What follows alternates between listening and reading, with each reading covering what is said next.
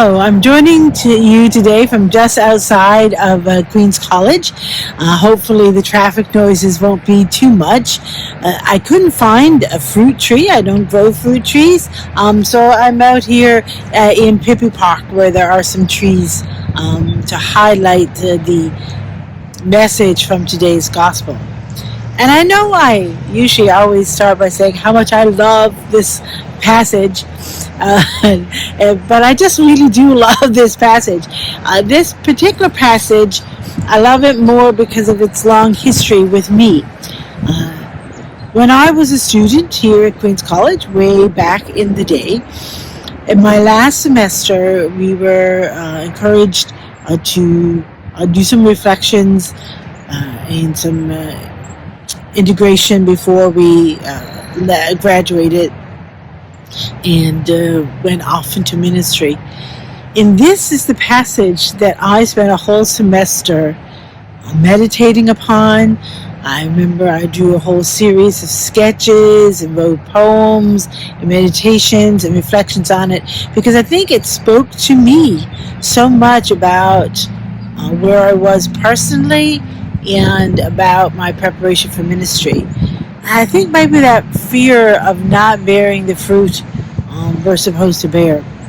And in my meditations and reflections on this passage, I thought about how difficult it is. I mean, I felt for the tree. I felt one with the tree, I'll be honest. And I can almost feel like God poking at my roots, digging up my roots, and trying to figure out what was going on there. Trying to give me what I needed, to take a look at what might be blocking my roots from getting what I need to be fed and to grow.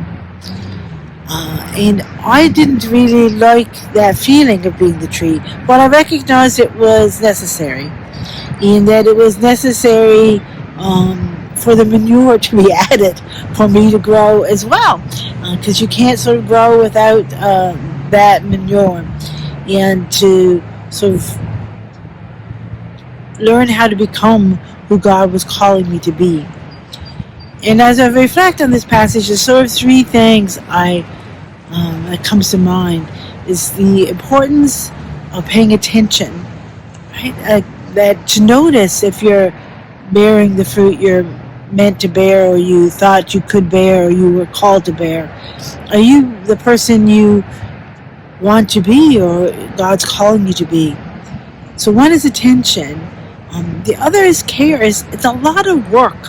This spiritual growth stuff is a lot of work. It's needing that care, that digging down, and sort of saying, what might be blocking me? What sludge might be preventing my roots from getting the water that it needs to grow? And it requires a lot of nourishment as well, nurture and nourishment.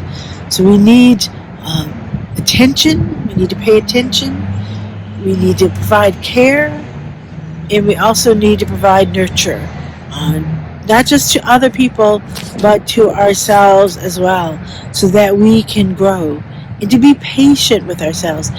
In my imagination, I think this story happened every year when the landlord came by and the gardener pleaded, just give me one more year.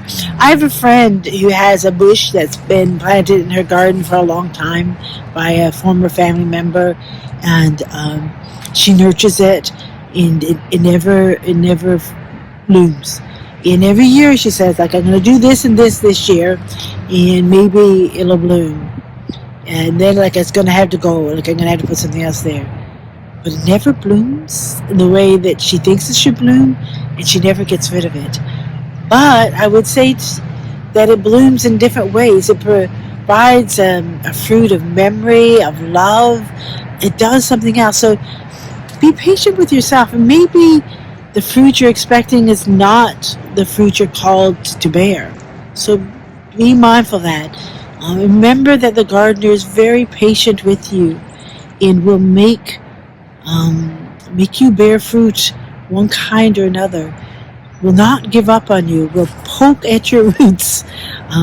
until you realize that you are cared for, that you are worth paying attention to, that you are worth the time to be nurtured. And this Lenten time is a wonderful time to take some time apart to pay attention to what God's saying to you, to give care to yourself, to provide the nurture you need to grow into the person God's calling you to be.